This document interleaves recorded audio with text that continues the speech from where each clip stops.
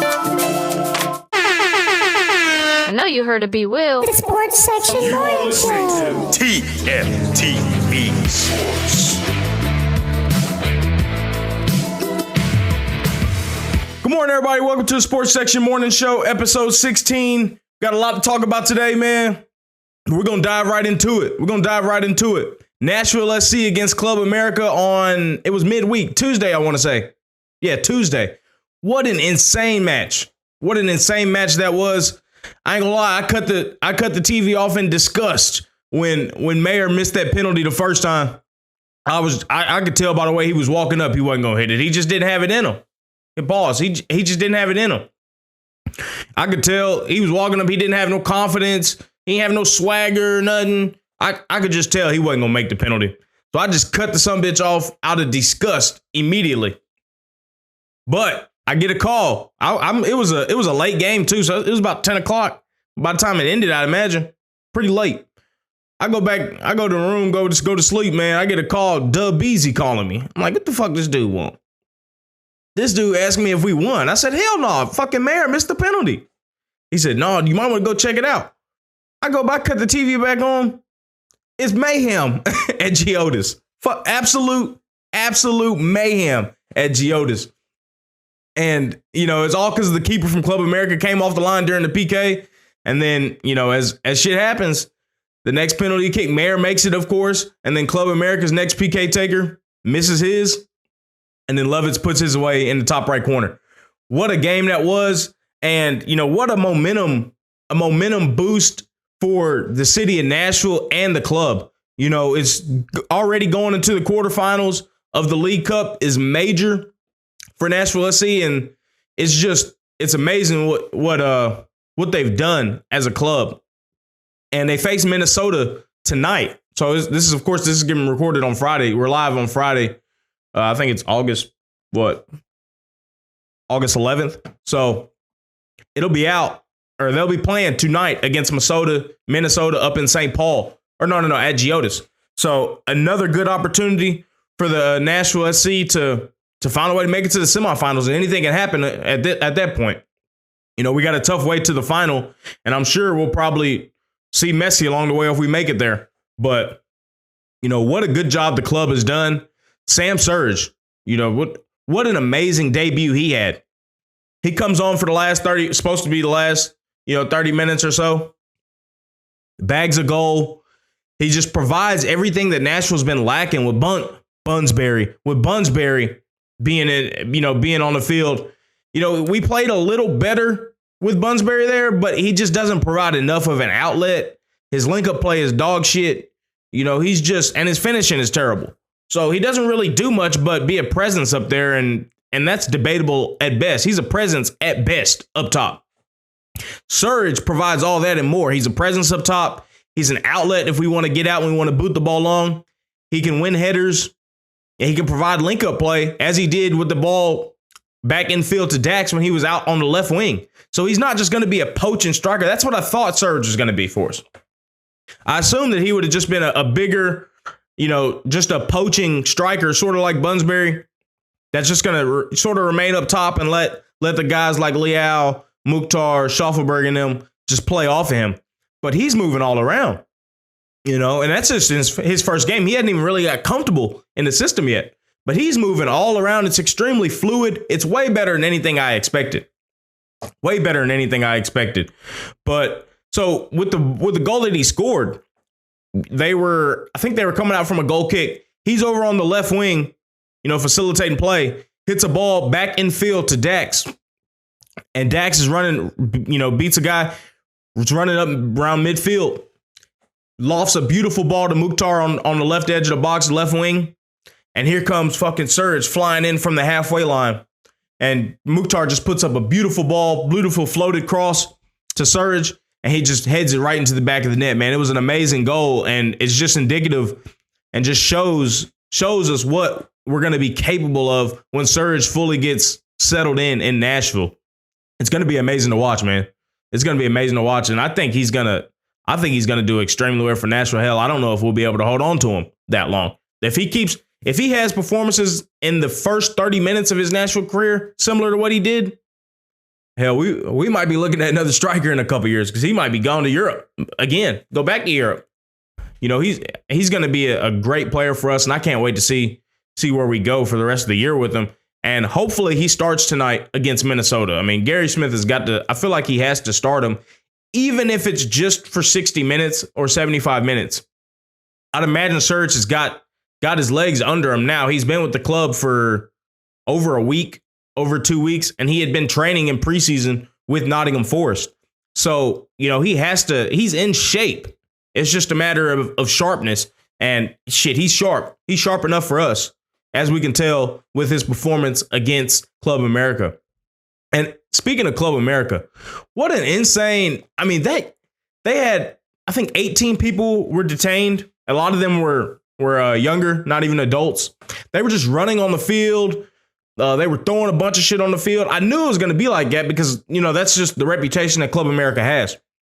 But they also did the same stuff up in Chicago the week prior in the League Cup. So, you know, I'm not sure what the governing bodies are going to do about Club America. I mean, I understand it's quote unquote passion, but, you know, you can't throwing stuff on the field. You know, we ain't used to that in American sports. I ain't gonna lie. You know, that shit don't happen. This ain't hockey, you know, where they can just come and skate by and sweep the shit off. You can't sweep beer bottles off a grass field. It's different. It's completely different than hockey. But, you know, I'm just eager to see what the governing bodies, whether that's MLS, Liga MX, what they decide to do about Club America and their fans. I mean, that to me, their performances, the fans' performances over the last 2 games alone have warranted, you know, at least a stadium ban of 1 game, at the very least. I mean, let me know in the chat what y'all think. Club America and their fans is just insane. I can't say performance. Well, they put on a performance, but just their attitude and how they acted in the game. It was really ridiculous. It was really ridiculous.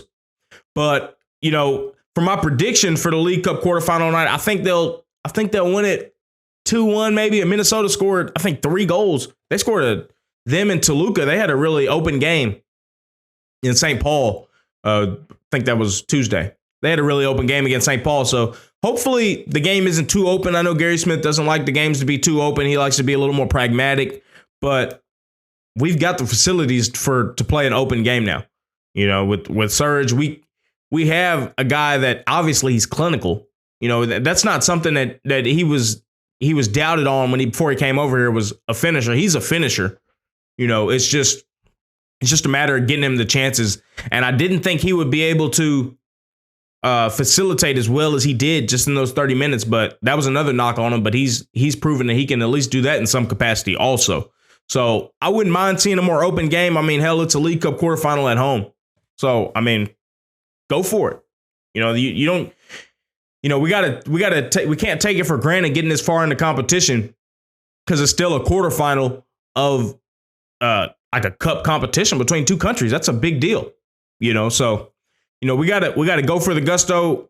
The next game isn't until August 20th, so we've got over a week until the next match. So give Serge a good amount of time to get at least 75 minutes to get his legs under him and be ready to go and hit the ground running on the 20th against New England at Geodis. But I say give him a full run out as much as he can take today. And let's see how far that takes us, man. Let's see how far that takes us. I'm expecting to see some tired legs with all of the guys because we had a quick turnaround from the previous match. We're on a 3-4 days rest, but you could say the same thing about Minnesota. So I'm excited to see about the match tonight. Hopefully it's a little easier on us. A little easier on my heart and in the stress level because the last 2 games have been stressful as hell. Stressful as hell. Let's talk Liverpool and Caicedo and the Chelsea deal, man. This has been absolutely insane. Insane. So for backstory, Caicedo has been flirting with, I can't say flirting, he has been talking with Chelsea. He's been flirting with teams all the way back up into January with Arsenal. He was flirting with Arsenal. We had put in a £75 million bid, something around that nature. And apparently we had agreed terms with him, but Brighton wouldn't agree if they wouldn't sanction a sale in January. He signed a new contract, new 5-year deal. I don't know why he did that shit, but I guess he had a gentleman's agreement with them that they would sell. Come this summer, Chelsea's really the only team that's reportedly been in for him. They've been going back and forth with Brighton. They've had other deals that they've been going back and forth with Brighton. They got fleeced for Robert Sanchez, paid like 20-some million for a bum average keeper. And Brighton was not able to get Levi Colwill, the center back, who they were desperate to get back after they had a season of him on loan. So the relationship between Brighton and Chelsea is not the best. I think everybody can agree with that. Fast forward to tomorrow, or last night, I mean. It's Brighton, and this is according to reports of Ornstein, credible reporters. Brighton set a deadline for yesterday for an open auction. Whoever wants to get Caicedo, come in with your highest bid. The deadline is midnight UK time. So that comes up. There's reports throughout the day that another team has talked to Brighton, and they say it might have been Liverpool. Hasn't been confirmed yet. Boom, the bomba drops a little mid-afternoon in the UK. Liverpool club record, British record, 110 million pound bid. Well, actually 111 million pound bid for Moises Caicedo, and Chelsea only bid 100 million pounds. 10 million pound disparity. So of course Brighton accepts the Liverpool offer, but that doesn't mean anything because Caicedo still has to accept terms with Liverpool. So the reports, once the bid went in, was that, Caicedo, he will be okay with joining Liverpool. He's fine with it. So, bam, look, Twitter goes crazy. Chelsea fans are pissed, and space is just going crazy. And Liverpool fans are already putting Caicedo, saying that they're going to challenge for the league. Fast forward to this morning over here, which is about mid-afternoon the next day in the UK.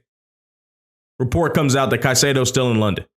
He ain't gone to Liverpool Merseyside yet for his medical. He ain't even agreed terms with Liverpool yet.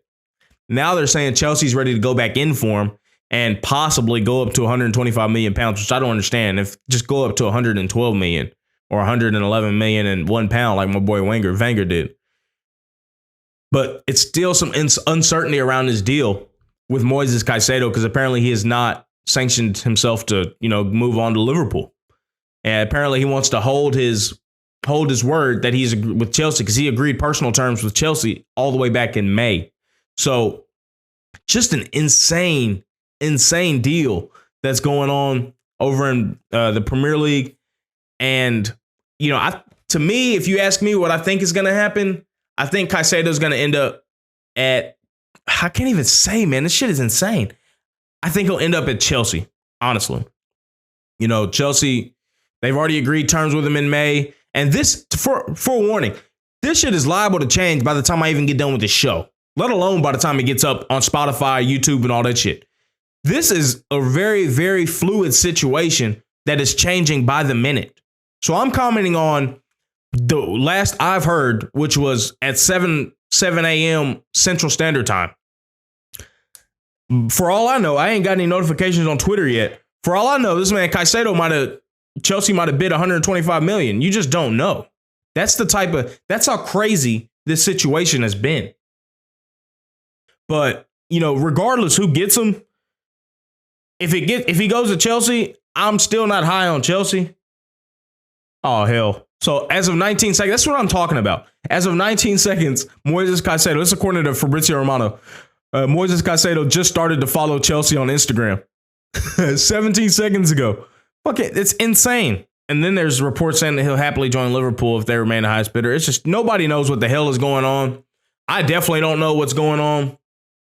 But it's exciting and just indicative of just the Premier League and how crazy it's been and how crazy it's going to be this year. Even if Caicedo was to go to Liverpool, I do not see them getting above second. That's my fair warning. And if he goes to Chelsea, I don't see them getting above fourth. So, of course, this is a needle moving move, but both teams need a lot more than Moises Caicedo. Liverpool still need a 6. They don't even have a 6. So they sold Fabinho. They're going to run out of midfield of Caicedo, Sosabali. I can't even pronounce his name. It's like Hungarian. I apologize for mispronouncing your name. And Alexis McAllister as a double pivot. That's haram ball if I ever heard it. There's no way. They're already have liabilities defensively. Van Dijk's getting older. They got Konate, and we all know Trent and Robertson really aren't the best defensively, especially Trent. But he's not meant to defend. He's Trent. I don't see Liverpool getting above third just because they're going to leak so many goals. You know, they don't have a dedicated pivot, and they might play a double pivot, but even if they play a double pivot, there's no positional discipline with anybody in their pivots, anybody in their midfield. You know, you could say Thiago, but he's not robust enough to be a 6 in the Premier League. He's an 8. So that doesn't solve their problem. Caicedo solves their problem of not having somebody that can progress the ball and be a good midfielder in the first and second phase when they're trying to build up. But it doesn't solve their problem of their defensive block and their defensive insecurities with how many goals they leaked last year. You know, and that part of that is just their style of play. They're gung-ho, 100% attacking all-time style of play, clock ball. And he's been transitioning to a more regular position style with Trent inverting and, you know, attacking with the 3-2-5. But you still got to have those back five have still got to be bona fide defenders. I mean, you could tell with Manchester City, they loaned out Cancelo because it didn't fit that 3-2-5 as much as it should have. You'd rather have actual attackers up there in your front five and great 1v1 defenders in your back five. And I call it a back five and a front five because that's you can sort of loop it into that. But it's really a 3 center backs, 2 midfielders, and then 5 in the front line. But Liverpool still leaked goals, and they'll leak even more goals because they don't really have bona fide 1v1 defenders outside of Van Dijk and Konate. And with Caicedo and McAllister as a double pivot, and that's the double pivot I'm assuming, even if it's Thiago, yeah, they'll be good at circulating play and sustaining pressure. But once teams are going to get out. Teams are too good in the Premier League to not get out. You can sustain all the pressure. Even Manchester City, you know, gives up counterattacks. You have to be able to defend those counterattacks, and Liverpool is going to get sliced in a counterattacking because they don't have as many 1v1 defenders as they need. Arsenal signed a 1v1 defender in, you know, they got Saliba, they got Gabriel, Ben White's a good 1v1 defender, Tomiyasu's a good 1v1 defender, Timber's really good. He's in the Caicedo mode of very good at circulating and can defend in those when you're trying to sustain pressure. But he's an upgrade on Zinchenko to where he can play on the left and be an upgrade defensively. So that's not to mention Declan Rice and Partey as 1v1 defenders. Very, very good. And Manchester City, of course, they have Ake playing left back because he's so good 1v1 in Akanji. So Liverpool are lacking that. And it's just not, I don't see Liverpool being able to sign anybody with the amount of money if this deal with Caicedo is going through with the amount of money that they have splurged on him, 110 million pounds, 111 million pounds. It's just not going to work like that. Damn near a blessing in disguise for them could be them missing out on Caicedo and them getting a center back or a strong left back that, you know, they should have been all over Gavardio. He would have been an excellent fit for them if they truly wanted to go to this 3-2-5 with Trent inverting into midfield and being attacking. That's what they should have done, honestly, and had Virgil as the center back and Gavardio as that left back hybrid. You know, I know they don't want to, you know, get rid of Andy Robertson, but he doesn't provide enough in the buildup for me to be sustainable in that system. He's not a good enough defender. I mean, I'll probably get killed for that, but I don't give a damn. That's just the honesty of the system. And as we can see with Manchester City and Arsenal, you either have as your right back or left back. One of them is the more expansive one and one of them is the more defensive one. Trent is obviously more expansive than Robertson and is better going forward than Robertson. Robertson has to be more robust defensively, and he's just not good enough. And if you're not going to be good enough defensively like that, at least contribute in the buildup like Zinchenko does. But Robertson can't even do that. He just can't. So I'm eager to see what happens with this deal. Even if Chelsea get him, I don't see them getting him above 4th. It remains to be seen what they do attacking wise. I mean, and defensively too. And goalkeeping. You know, I'm not sold on Robert Martinez. They've got Robert Martinez. They're trying to loan Kepa. I don't see Chelsea being above 4th, even with Caicedo, because they still need a bona fide 6. I know they signed Tyler Adams, but he's not going to start over Caicedo or Enzo. And they'll probably play Poch's 4-2-3-1 Tyler Adams isn't going to start over Enzo. He's not going to start over Caicedo if they get him. It's not happening. So they'll be in the same predicament because they don't have a bona fide 6. They'll be just leaking goals. And you can't leak goals, especially as competitive as the Premier League has gotten. Leaking goals has you dropping down the table. It's competitive, So that's what I think about that. Y'all let me know in the comments what y'all think. Where y'all think Caicedo will go? Do y'all think he'll go to Liverpool? Do y'all think he'll go to Chelsea? And where do y'all think both teams will finish? My top 5 predictions for the Premier League. So I'll preface this with, of course, this is before the transfer window closes. The transfer window doesn't close for another 3 weeks. But, the season's going to start. So I feel like this is the best time to do it. Hell. So for mine, I've got Arsenal winning the Premier League. I do. And I'm going to save this video for when they do it. And I'm going to rub it in everybody's fucking face. Because nobody's predicting Arsenal to win the Premier League. Everybody's Manchester City this, Manchester City that. You can't tell me Kovacic is an upgrade on Gundogan. They've been linked to Paqueta. It remains to be seen if that gets over the line. Paqueta's going to demand some time to assimilate the Pep system. And the quote unquote strict, it's not strict, but it's strict in the zones that you have to stay in. And Paqueta is not, he hasn't had to do that in his career. So it remains to be seen how Paqueta assimilates into that Manchester City team. Kovacic is not Gundogan. It's going to take him time to assimilate. He did not perform well against Arsenal. So I think Manchester City might get out the blocks a little slow. Of course, they'll always go on that run where they have, take like they did against Arsenal, taking 24 out of 24 points on the home stretch or 36 out of 36 points, something stupid, But, it's Arsenal has to start out pretty hot. I'm not going to say the Arsenal's going to start out as hot as they started out last year, but they've got to start out hot and they've got to sustain it. The World Cup was a bummer last year, but they've got to sustain it throughout October, throughout November, get it December as top, and then have another go around like we did last year, and hopefully we could come out on top. But I've got Arsenal coming in first in the British Premier League. I've got Manchester City coming in second for the reasons that I mentioned above. I think they'll come out. They might start out a little slow. They had a later start to their preseason than everybody else, 2 weeks behind because they played 2 weeks longer in the preseason. So I'd imagine they'd come out to a slower start. And they haven't upgraded their team. They had Gvardiol, who was there to, he came in to quote unquote, I guess, replace Cancelo. He's another 1v1 defender, so that shores them up defensively. But my worry for them is in the midfield with replacing Gundogan. He was so important to them, especially on the home stretch. He scored so many important goals for them in the home stretch. And I mean, Haaland is still going to do his thing. That's a foregone conclusion. He's still going to bag 30 goals. But I just don't see Manchester City. And honestly, I say he's going to bag 30 goals, but I have an inkling feeling, and I'm not wishing this on him by any means, but I have an inkling feeling that Haaland is going to have some injury troubles this year.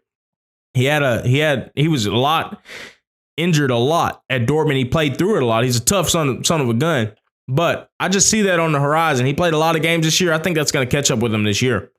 So, and if Haaland's out, then they'll have Alvarez, but Alvarez is nowhere near Haaland.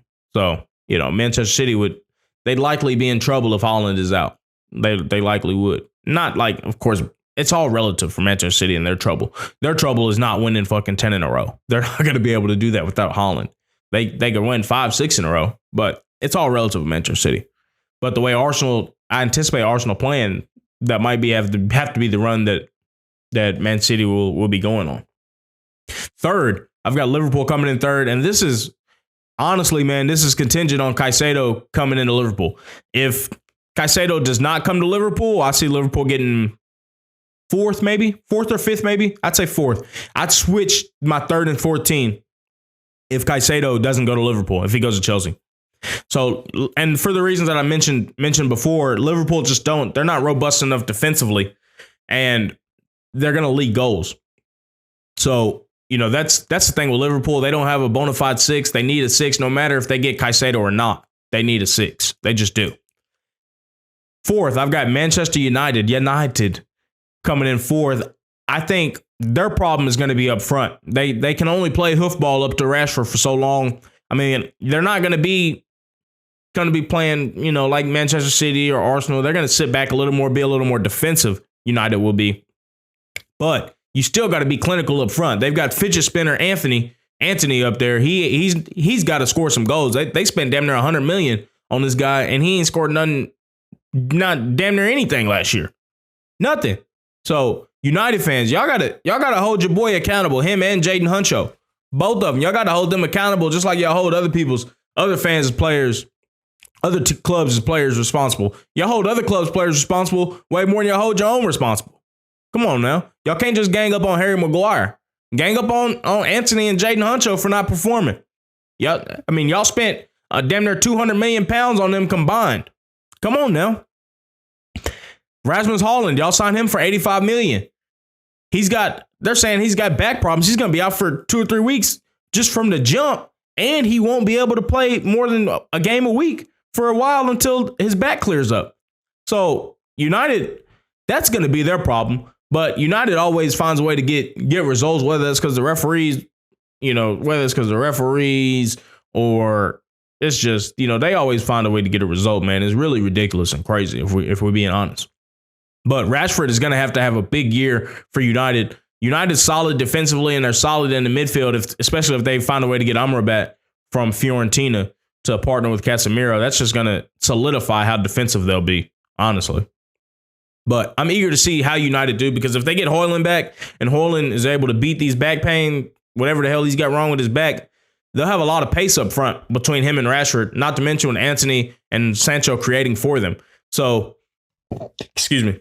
And they got I forget they got 007 Mason Mount up there. So I'm eager to see what United do. I think they'll do well this year, coming fourth. And if Liverpool don't get Caicedo, they'll probably come in third. And then rounding it off for the top 5, I've got the Magpies, Newcastle, coming in 5th. I think they're going to be really good this year. They're going to be tough to beat. It's just a matter of how they, and I'll preface this, but Newcastle, Brighton, and Villa are my 3 sleeper dark horses to get that 5th spot. I'm not high on Chelsea, and it's one of them ones where it's either Newcastle, Brighton. I'm really high on Brighton, even though they lose Caicedo. They've already got his replacement lined up. And who did I say? Newcastle, Brighton, and Villa. Yeah, and Unai Emery, he'll find a way to make it happen with Villa. But it's just a matter of how Eddie Howe manages Champions League with the Premier League and them competing in 4 competitions this year. I'm not sure if they have the squad to facilitate that. They signed Tonali. They signed Livramento. So, in my opinion, I think Livramento will be playing a left back, maybe. Either he plays left back or right back with Trippier. They're going to either flip or Trippier stay on the right back and Livramento play left back. But I'm just eager to see how Newcastle do. They're always going to be good at home at St. James's Park. That's a given. They're going to be tough to beat there. And they play a certain type of football to where they're going to be tough to beat when they're away, too. They're going to sit in their block. They're going to frustrate opponents. They're going to be physical. Teams don't like that.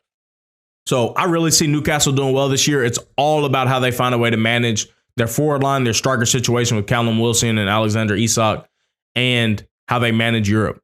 So I think this might be Eddie Howe's first time having to manage Europe of this magnitude. Of course, in the Champions League of this magnitude. And Newcastle, they haven't been in Champions League in a long time. But it's going to be so fun to watch, to see St. James's Park on Wednesday and Tuesday nights against Liverpool in the Champions League. All right. So here we go. So it's going to round off Arsenal, Man City, Liverpool, Man United, and Newcastle.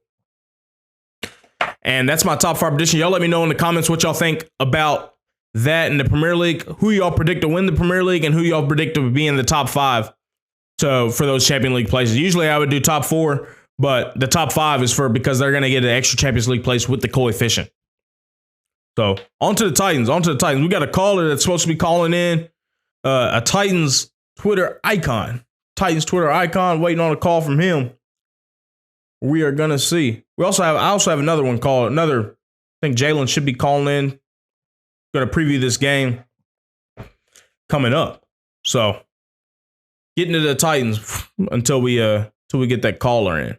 So they play tomorrow against the Bears. God damn it, I did it again. Keep it off.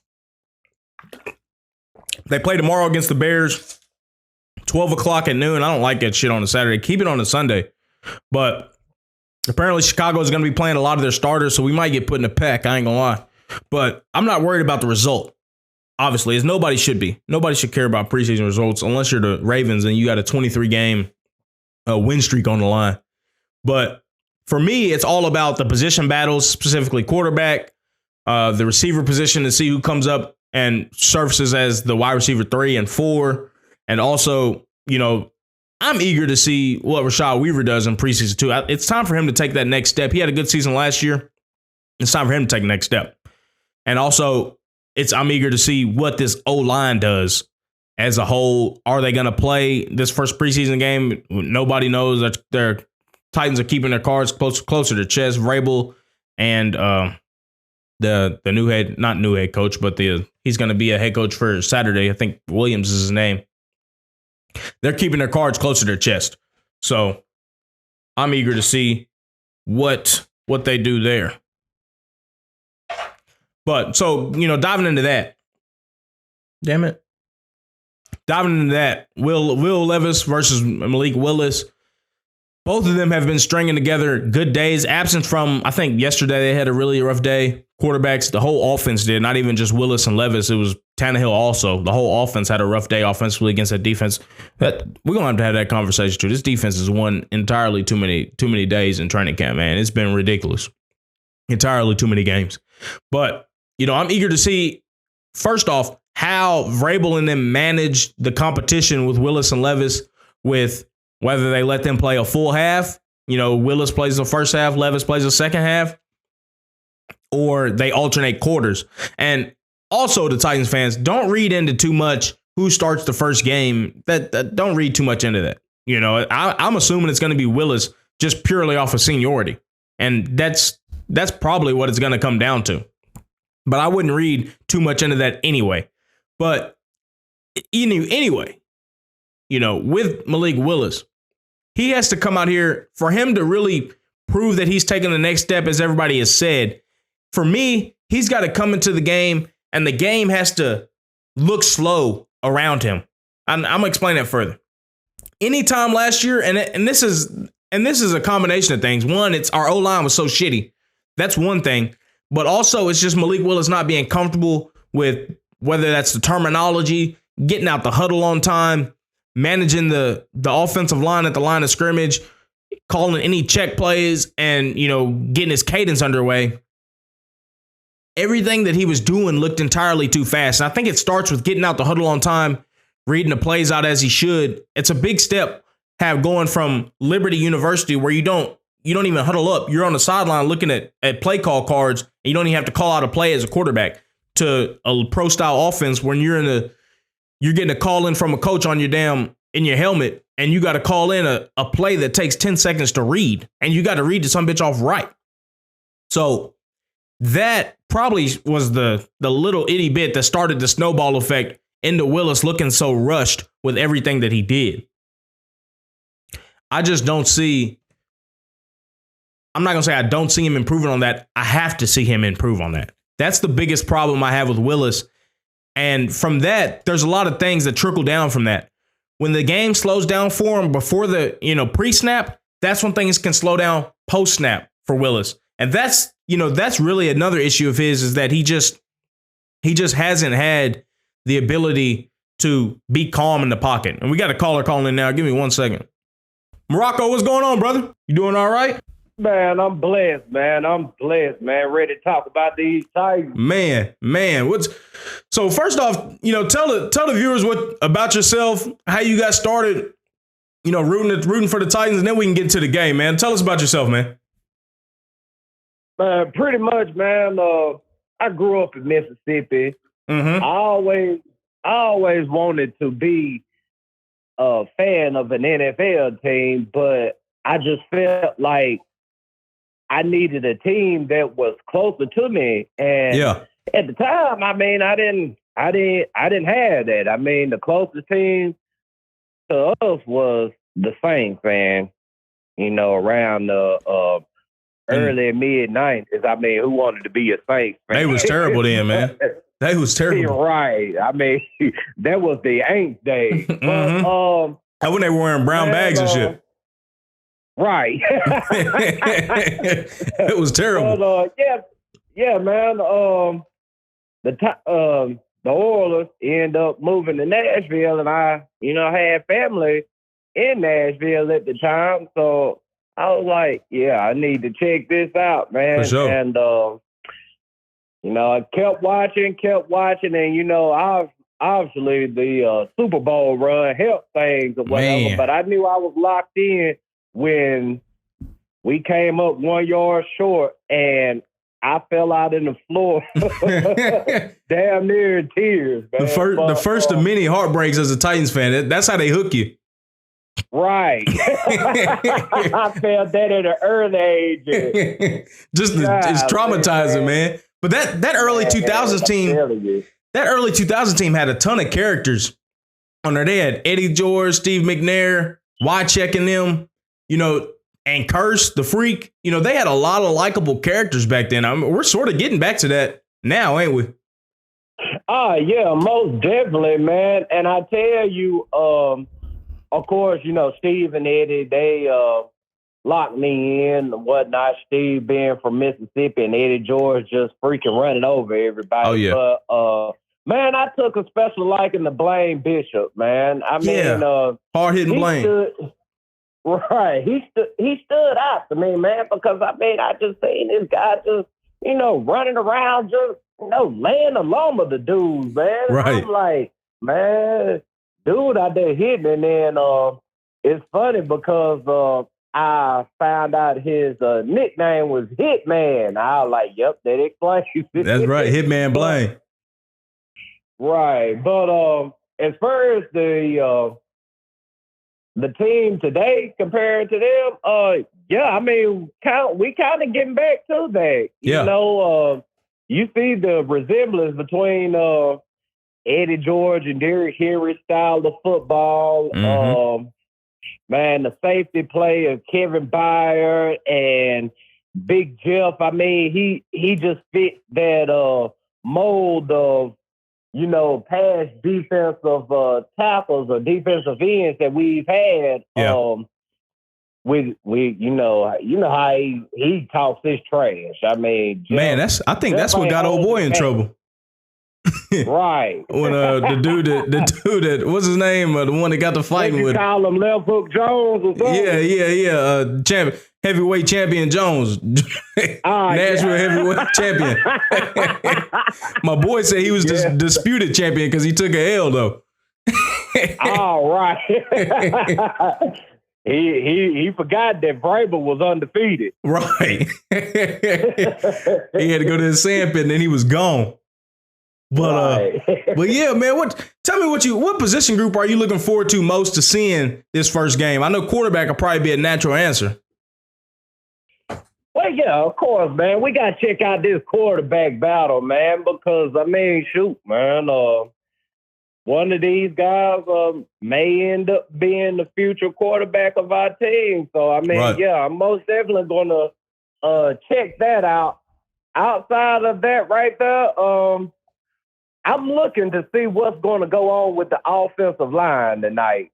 Because honest to God, truth, I would like for them to at least be in there a quarter. And I'm just going to keep it real with you. Mm-hmm. I wouldn't be opposed to having them in there for a whole half, because the thing about it is this is a brand new offensive line. Exactly. And they talk about Jaylen and chemistry a lot, but it's only so much of that you could do in practice. Right. So I just feel like this game right here would be a perfect opportunity to get, whoever's in their starting five right now, to get them out there and let them get time to figure things out against another team. Yeah, it's one thing getting beat up in practice, but that's one thing they have been getting. But when you're facing another team and the game is operating so fast around you and plays are actually coming in, that's when you really got to apply what you done learned in training camp. But they, to me, and I don't know if you agree with me or not, they ain't deserved and got to where they deserved to where they don't have to play no first preseason game. They ain't proven nothing. No. That offensive line. No, they haven't None of them. proved. They haven't proved that yet. I mean, you look up and down this line right now, and there's not a guy there that proven anything significant in the league. None. I mean, you got a Brunskill in there that's supposed to be the Aaron Donald killer, but I've seen that he doesn't do so well against other defenders. So I mean, he needs to be out there.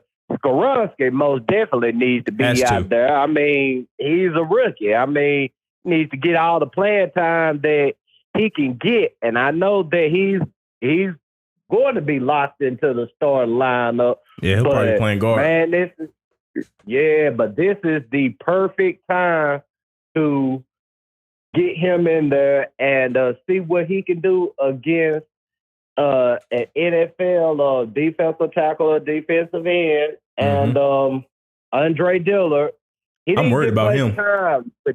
He didn't get much time with the Eagles. No. He's coming in here getting his first real chance to show what he's got. So, yeah.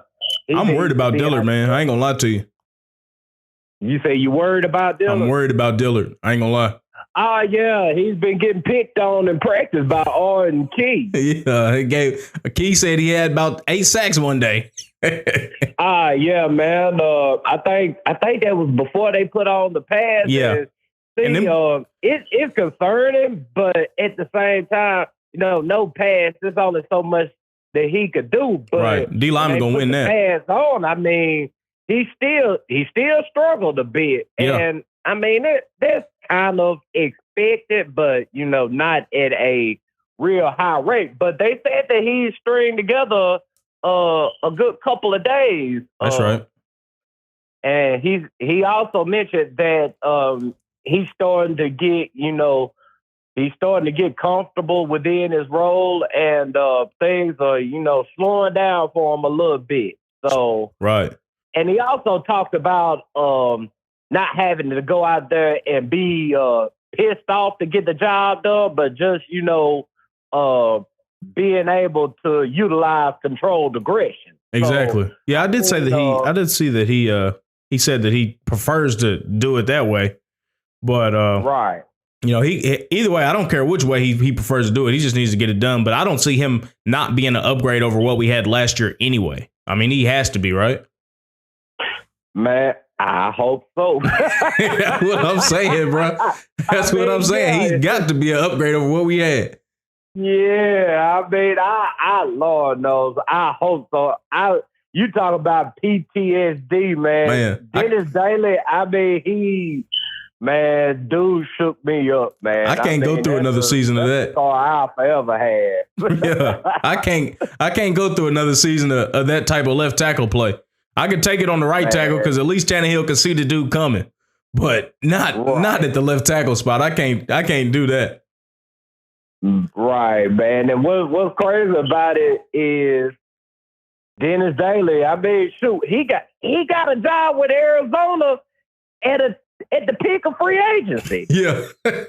And you know who else went out there? I found like he was getting a $27 million deal. Yeah. Yeah. What's his name? Went out there too. The tight end. Swain. Oh God, I went blank that fast this early still. Man, oh God. Yeah. Good thing I forgot about him. Man. So both of them cats are out there in Arizona. I don't know what the hell they got going on out there.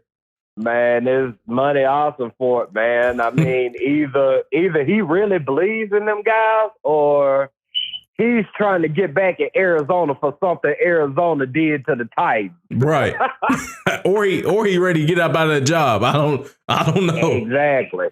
It's got to be something. If you go find Dennis Daly at the peak of free agency, I wish I could think of the name of that tight end. Oh, God. Jeffrey Swain. Yeah, Swain. Yeah. Ridiculous, man. He's one of the worst players I've ever seen put a Titan uniform on. I ain't gonna lie to you. Man, I think he played a little bit too much. That's the thing. I mean, amongst the rotation of guys, I mean, he's cool because, I mean, I ain't gonna lie. I done seen Swain make some, some pretty significant plays, but it's just like the NWI situation. I mean, yeah, you're right about that. He's good in his role. Now, if you try to stick him out there as, tight end number one, the tight end number two, or, with NWI wide receiver one or two. That's become a meme now. On a consistent basis. Right. I mean, it's not gonna go. It's not gonna go well. Right. Bro, what killed me about it is we would be calling design screenplays to Jeffrey Swain. That's what had me pissed off. Oh, yeah. I mean, shoot, man, that's the Downing effect. Yeah, that's ridiculous, bro. I don't know if Swain was ordering kegs for Downing, or I don't know what the hell he was doing to get them type of play calls. I don't understand that. Shit ain't make no sense, man. Yeah, you buy them shots before the game. Yeah. Something. Man, right. What are you thinking between Willis and Levis? Who are you hoping to come out on top between them two, man? I know you got a preference. Honestly, I don't. Best man for the job. Because that's right. Here goes the thing. I mean, both of them bring a unique element to the table. I mean, both are athletic as hell. Yep. Both, got cannons of arms. Yep.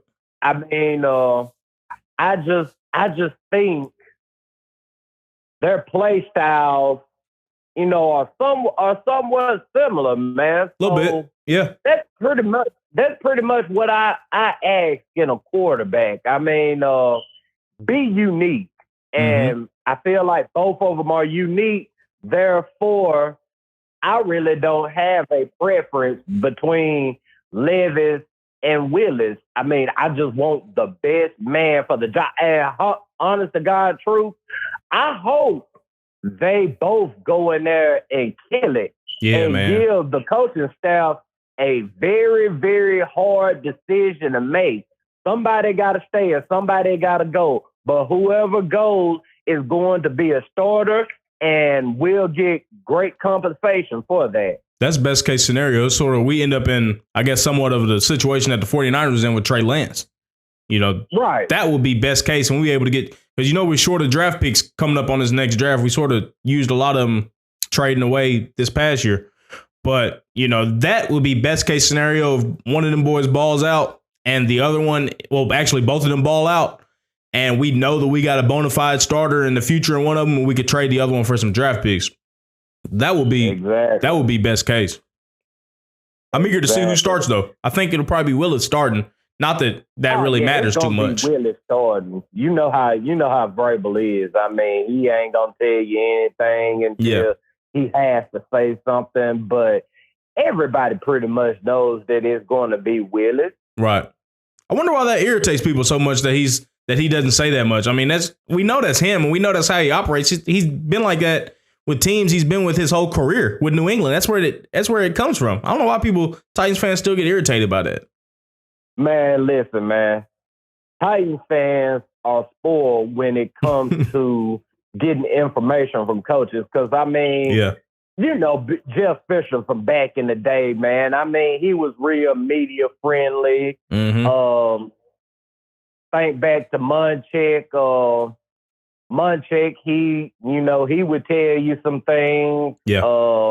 Even Wizenhunt did a little bit. Wasn't so media friendly, but I mean, we had a lot of leaks back then too, man. There was anything he withheld. Malarkey was probably right up there with Fisher when it comes to the information that he would put out there in the media. So Titans fans are just used to coaches being open about that type of stuff. And then when Vrabel came in and, he was tight-lipped about pretty much everything. I mean, fans were like, who do he think he is? Why do he feel like he ain't got a, you know how our fan base is, man. But me, personally, I don't have a problem with it. I understand it. Mm-hmm. I mean, if you ain't got to say nothing, you don't say nothing. I mean, I think that's something a lot of people could take it use personally throughout life. I mean, don't say nothing unless asked. And Exactly. if you ain't got to say it, don't say it. Exactly.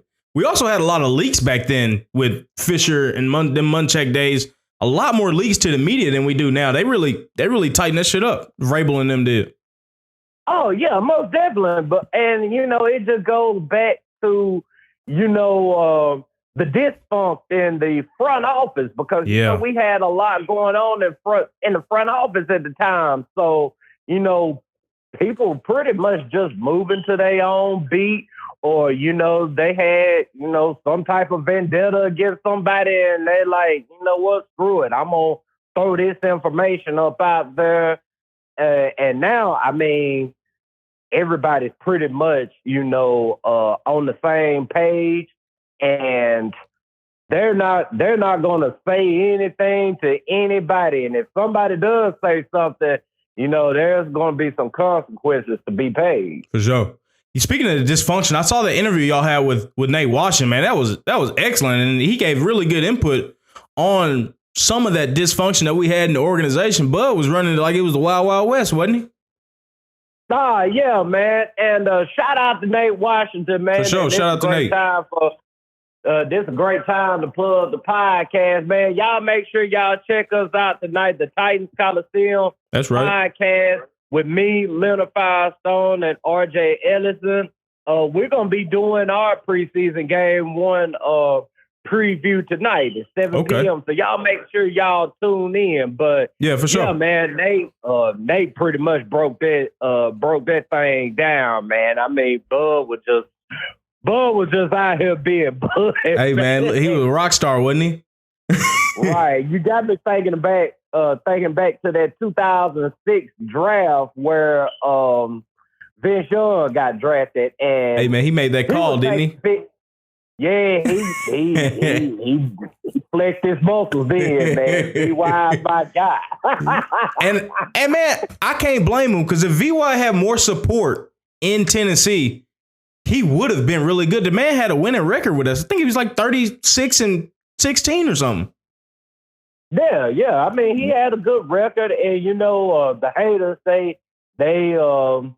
they always point to, well, look at our defense back then, and he really did. Man, look, man, Vince Young was known for winning games. Yeah. I mean, Vince Young, outside of Steve and Mariota at times, I mean, performed the best, bro. I went into any game feeling like we could win it. That's the thing, guys. Yeah. But yeah, man, Vince, I mean, he just, things didn't go right. I mean, some of it was on him, some of it was on the organization. I think a lot of it was on Jeff, man. Yeah, I mean, he done some things. He done some things to mismanage that situation, but we also have to look at it too, man. Got to be fair here. BY, he didn't do his stuff any favors as well. But, throughout all that, man, I still respect the dude. I mean, he's a cool individual. Man, I just hope Malik and Will, man, can come in here and do what we've been needing a quarterback to do for a long time, which is stay here and win games. You're right. We really been lacking that, man. And Mariota was supposed to be that guy. I don't think he had the fortitude and the mental toughness to really stick it through and be that guy. But it's been a long time coming for us to get that bona fide quarterback. You got to think, we ain't been as lucky as other organizations. You look at the Colts, they luck up into Manning and Luck back to back. The Titans ain't had that, man. We're due, and man, you look at Green Bay as well. Yeah. From Brett Favre to Aaron Rodgers. Exactly. I feel like we're well overdue to get that. And especially with the new stadium coming, it's imperative that we get a guy, whoever it is. I don't care if it's Malik, Will, it don't matter. We have to have a guy, especially for bring that new stadium in, man. Yeah, man. That's the only way they're gonna be able to get asses and seats, man. As high as it's gotten. Bring a legitimate product into that new stadium. And having a legitimate product means having a legitimate starting quarterback. It starts with that. Right. And I just feel like I mean, we're long overdue for a quarterback, but getting one of those type of quarterbacks, man, I mean, there's a cost that comes with it. I mean, either you're going to have to, mortgage your future, or you're just going to have to all out suck. Yeah. And this team, not with Vrabel, that second option is not going to happen. We could put out a minor league football team out there and Vrabel will still find a way to get 5-6 wins. Man. It's not going to happen. I just hope that we're able to marry the two, and by the time we get a new quarterback, Vrabel is still around. Because we're creeping up on 5 years with Vrabel. That's a long time in the NFL. I know people don't want to have a conversation. That is a long time to have a coach in the NFL. He's probably in the top 10-year coach in the league at 5 years. But I just hope we stick around to where we have a good quarterback in with him, to where we can marry the two and see what we can do as an organization with that, man. Sky's the limit. Right. Right, exactly. But yeah, man, I appreciate you calling in. We're gonna have to link off of here, do some content together. I'm gonna be doing interviews outside the stadium. Probably that preseason game, I'll probably be doing interviews outside the stadium, but 100% for all the home games throughout the season. So you're more than welcome to let me interview you, man, and it'll be going on the Tennessee Fan TV YouTube channel. Just trying to give the fans a voice, man, and you let people know too. Interviews outside the stadium during home games, just to get everybody's reaction and get a voice from the fans, because sometimes we could feel a little suppressed. You know what I mean? Right, man. Yeah, man. I mean, I would love to do it. I mean, we got to get you on the Titans Coliseum podcast for sure, man. Because I see you on your grind out there early, getting to it, man. I mean, I'm just all about us Titans content creators just sticking together and giving our fellow fans something outside of the norm when it comes to talking the Titans, because I mean we got some great people that cover the team professionally. 100%. But I mean, there's nothing like that fan emotion, man. I mean, you gonna get the raw, uncut truth about your team when you talk to a fellow fan. But man, thank you for having me, man. No problem. Thank you for joining, man. Of course, I'll holler at you another time. All right, stay blessed, man. All right, stay blessed. Appreciate you. Morocco T, man, a Titans Twitter icon and big Titans fan for, as you can tell, long time. Thank you for coming in. But I think I don't know if Jaylen will be joining or not. He might have overslept. But that'll round it off. Let me go ahead and say what I think about the what player I'm looking forward to most for the preseason game. Looking forward to for this Saturday against Chicago. I'm looking forward to really seeing Reggie Roberson, the receiver that we have. He's really been lighting up camp. He's seemed like he's been scoring a touchdown a day at least throughout camp, at least in the open days, that is. But I want to see Rashad Weaver too. And here we go. Here's Jaylen now. Give me 1 second. Got my man Jaylen here. What's going on with you, bro? What's up with it, man? Nah, what's going on, man? My bad. I didn't know you was in here, man. Yeah, I was watching. Yeah, appreciate you. Connect off, man. Shameless plug. Yeah. What you think about the Willis versus Levis battle coming up on Saturday? I think, going into the game, all my information is based off Teron Davenport. Right. Good reporter. They both have been dealing with drops, dealing with the second and third unit, respectively. Yeah. So it has dropped a practice percentage, completion percentage rate. Yeah. So it is going to be good to see how both Malik, because we've seen what he can do or can't do. Yeah. If he's actually improved. Will Levis, I feel like I don't want to call it a culture shock because it's a preseason. Mm-hmm. And if he's with threes, I mean, he should dominate. He's He's an SEC quarterback. Exactly. He's been in a pro style offense for the last 2-3 years. Exactly. So, I mean, the adjustment of, having somebody in your ear on the field, stuff like that, those are going to be things that are adjustments for him. But I don't think he'll struggle, especially going up against practice squad players. He's not really a practice squad player. So he damn sure ain't a practice squad talent. You draft him that early as we did. But are you preferring one of the two out of Willis and Levis to get that number 2 spot and be the quarterback of the future? I can see it going either way. I think it's 50-50, bro. Yeah. I really want to see. I feel like the best way to gauge that, and it's not really possible because you only get 3 preseason games now, is that they both got to play with the ones. Yeah. You got to go up against a number 1 defense. I think joint practices, I think we do that this year. I don't know. We got them next week against Minnesota. We're going to have joint practices, and in New England, when they come to Nashville, they're going to be having joint practices throughout the week. So really good defense in New England.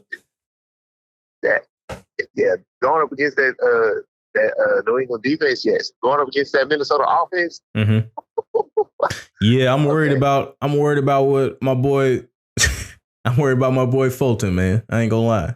It'll do nothing but make him better, though. I'm not worried about him. I'm worried about him against Jettas. That's what I'm worried about. I'm not worried about that. Them one-on-one clips, they do look bad, but they be looking terrible. One-on-ones. They be looking terrible, bro. But you got to think how realistic that is in game. That's just not really realistic. We don't really play that much man anyway. So, yeah, that shit is just for content. It literally. That's so the receivers like D-Hop and them can post this shit on Instagram after the fact. Like, bro, come on, man.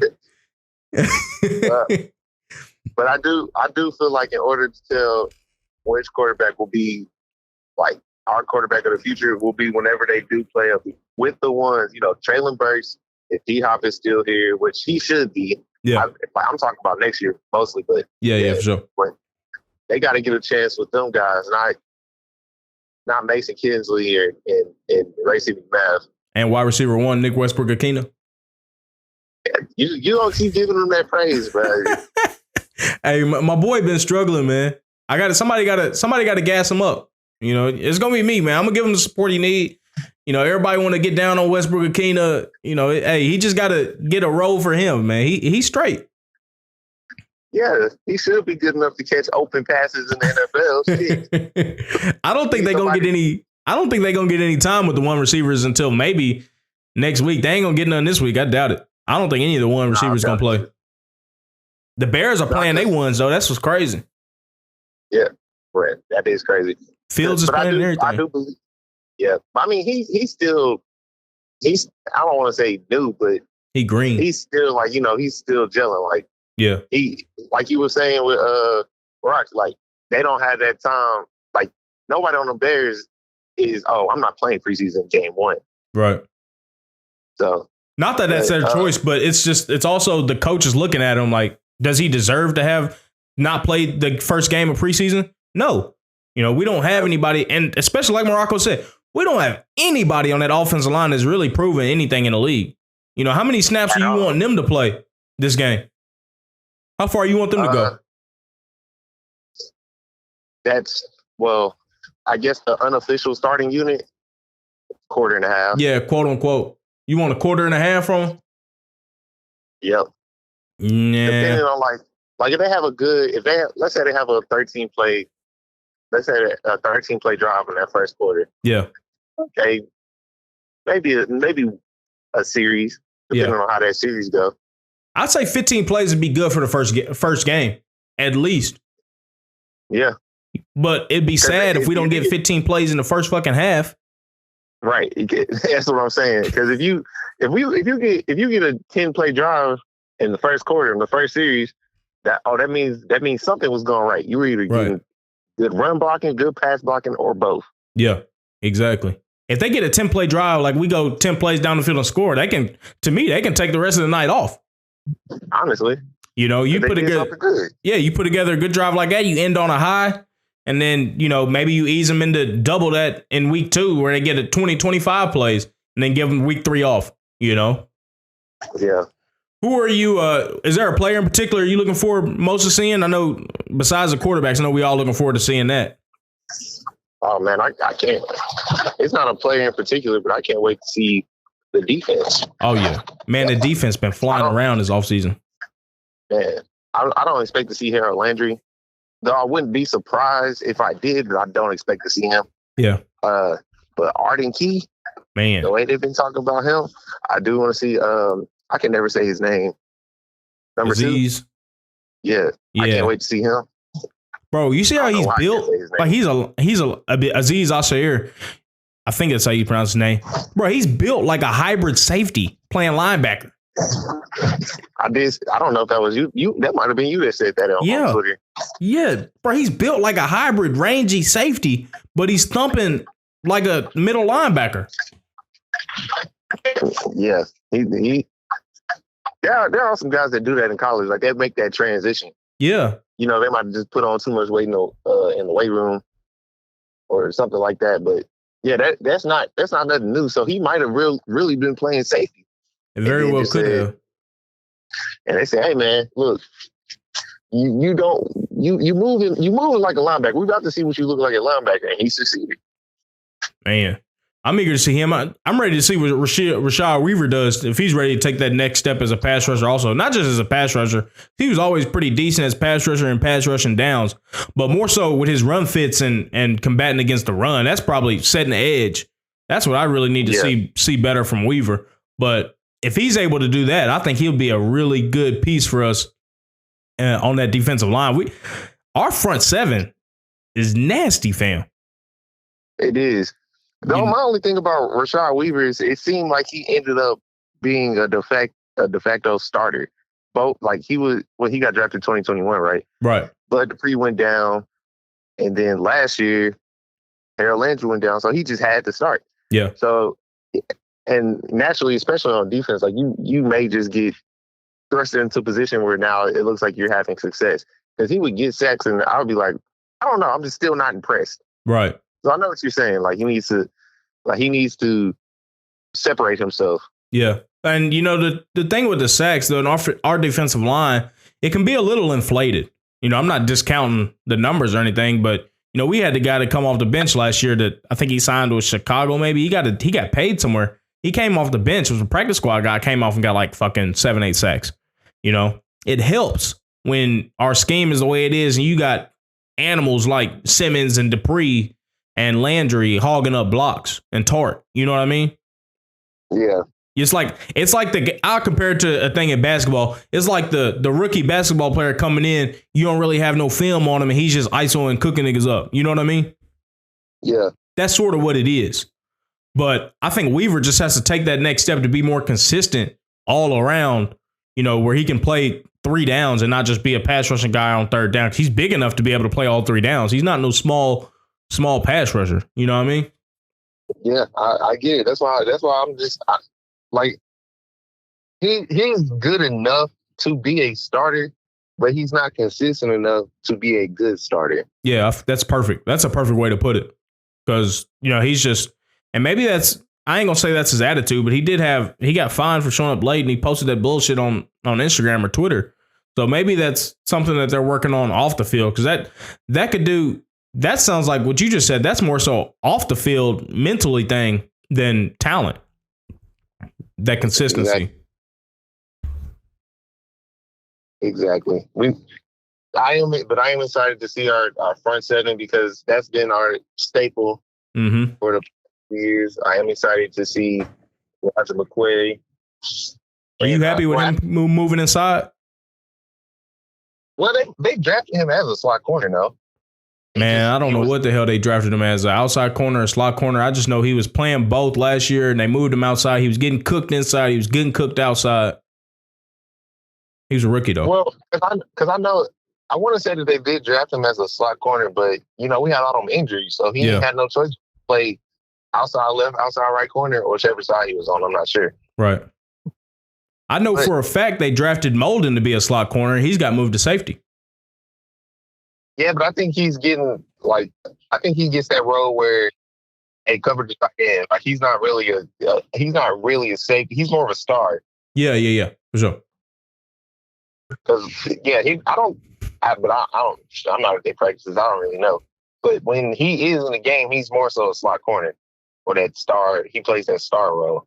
Molden or McCreary? Molden. Yeah. He's around the box a lot more for sure. Yeah, but I am excited. Our secondary with Sean Murphy Bunting. Man, he gonna be a dog, ain't he? Man, look fine. He looked fine at 0. Yeah, for real.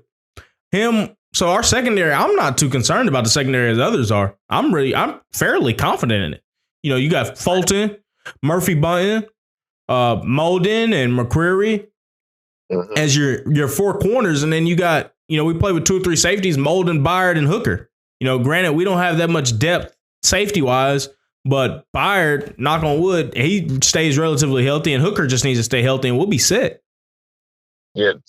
What are you thinking? What are you thinking the ceiling for this defense is? Oh, that's a tough one. I think it could be. Okay, bias top 10. That's not biased. Really? I think that you're unbiased. What's your biased position for the Titans? I think it's around top 8. Come on, man. Be for real. I am. I'm counting defenses like the Cowboys defense, the 49ers defense, the Eagles defense. Yeah. Like that. I don't Patriots. know. There's a couple that I'm forgetting that I don't think they could. They could. Their ceiling would be 5. Yeah. I'd agree with that. 5. I'd agree with that. Yeah. Top 5 or 5? 5, like 5. 5 to 10. Yes. Man, I think they could sneak up into the top 5 though, man. That's my bias. Unbiased is anywhere from 5 to 10, like you said though. You know, even 10, I'd say, is a little underachieving for that defense. Murphy Bunting said in the press conference they're trying to be number 1 in all the categories, and of course he's expected to say that. But exactly. I mean, that's the ceiling that they're setting, and I'm sure that's the expectation in the building is, hey, we're gonna be one of the best defenses in the league. And it was arguable last year. You know, teams weren't running on us, so if we could find a way to cover guys, it could be top 5. I agree. You know, but again, I'm comparing them to defense. Like the fact that I know this is a Titan show, but the fact that the Cowboys got Trayvon Diggs, as much as people may not like him, and Stephon Gilmore, along with Michael Parsons and Dexter Lawrence rushing the passer, bro. Like they really got Dak throwing 2 picks of practice. Like, that's great. Hey, bro, he's struggling, ain't he? He go against that defense. It makes sense. He doesn't have his best offensive lineman. It makes sense why he's struggling against a top 3 defense. Yeah, on paper, they're gonna be good, bro. They are. I'm glad we don't have to play teams. We got to play the AFC. We got to play the AFC North and the Chargers. That's the bulk of our competition. Mm-hmm. I'm eager to see. You saw Stroud last night. Did you see what he did? I saw the first quarter. I saw him set up. I think it was Devin Singletary, and then I had to leave. Man, I ain't gonna lie. He looked like Willis did last year. Everything looked 100 miles per hour for him. I know it was the first game, but you know, Stroud was supposedly the most pro-ready quarterback out of the bunch. Who said that? Man, that's what they were saying, bro. Who else was they saying? It wasn't Levis. No, it wasn't Levis, but I'd say it's Young. I'd give it to Bryce Young before I give it to Stroud. Like, especially Stroud went to Ohio State. They were saying that he might have, you know, went up to the 1 pick the night of the draft. They were saying a bunch of shit that night, though. Yeah, I don't know what's happened to NFL Twitter, but it's turned into everybody's getting hyped up. It's close to the season, bro. That's what it is. Nobody's lost yet, literally. Oh, yeah, that's true, too. Ain't nobody played like shit in preseason. That's why. Man, the way they talk about Zay Flowers in Baltimore, the way they talk about Bryce Young, CJ Stroud, even Jonathan Mingo, they just bring up anybody and they'll have a long tweet about how good they're going to be. Bro, everybody looks good on air. everybody should look good in training camp when you playing without pads, bro. And you're playing when you running against your team and you know you ain't going to get smacked in the mouth, all these skill players should look that good. That's true. That is true. You know, it's a lot different when you playing another team and you going to get smacked in the mouth. That is true. Addison looked good last night, but I mean, he made that one good catch, what I've seen. But it's still a lot different when you're playing against another team, even in practices. And there's no rules against just tackling you. Facts. I'm eager to see. I'm glad that you said that about the practices because I'm eager to see. I forgot. I knew we were practicing against New England, but I forgot just how good that defense was. And I'm eager to see what Willis and Levis do against them.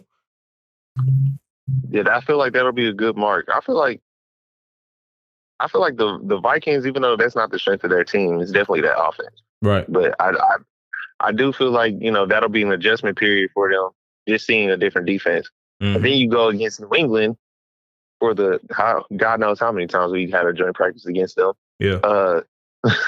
But yeah, you go against New England, you got Judon coming off the edge. That'll be a test for our line. Yeah. Along with the fact that the quarterback has to. How lucky were we? Yeah. How lucky were we to get Minnesota and New England back to back like that? A team with a bona fide number one, good offense, and then the team with a bona fide defense like New England. Man, we got lucky. We did. It's going to be a real test in practice. So. Yeah. And it's also a good thing that they don't necessarily put that on film for other teams to see. Exactly. I think that Titans defense is going to abuse New England's offense. Mac Jones and them. Yeah.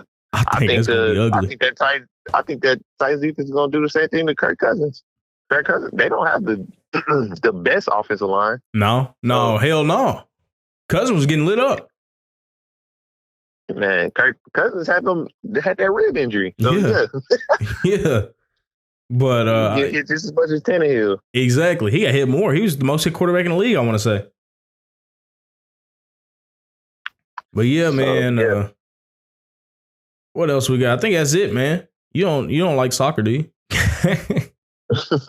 Not as much as I don't watch it. So yeah, you don't have to, man. That shit's interesting, man. Y'all got to get into that, man. Chuck and them be on it. Yeah, I do. But they be on FIFA, man. They done took your role from 2014, 2015. Commissioner. I'm talking about on Ultimate Team. Oh, see, I don't even play that shit no more like that. You see what I mean? Yeah, they took it. They can have it, bro. They can have that shit. But yeah, man, appreciate you calling in, Jaylen. Distinguished TFTV member. Of course, he's a big Titans fan, man. Look forward to hearing from you. Maybe on the stream tomorrow for the watch along on Monday's show, man. Whenever, man. Appreciate you calling in. Yes, sir. Thank you for having me. All right. That's Jaylen there, man. We're going to round off the show with that, man. Thank you, everybody, for joining the Sports Section Morning Show for a good episode. Good episode, number 16. Number 16, August 11th. We're going to have a live watch-along TFTV of the Titans and Bears game tomorrow on Twitch and YouTube. Same way you can watch this, same way you can watch that. We'll have a live watch-along in the second studio. So it's going to be a good time. It'll be me, Dub, Beezy, DeMarcus be on there trying to work on getting somebody else. If y'all want to join, y'all join. Y'all let me know. DM me somewhere on Twitter or something. Y'all just holler at me. But thank y'all for joining. Thank y'all for listening. Make sure y'all like and subscribe on YouTube. Make sure y'all share the podcast on Spotify, Apple Podcasts, Amazon, all that, man. Make sure y'all support us that way. Make sure y'all give us a follow on socials at TFTV Sports and then on Instagram at TFTV.sports. And stay tuned for the Exit 1 show. Episode 3 came out earlier in the week. Episode 4 will be out next Tuesday.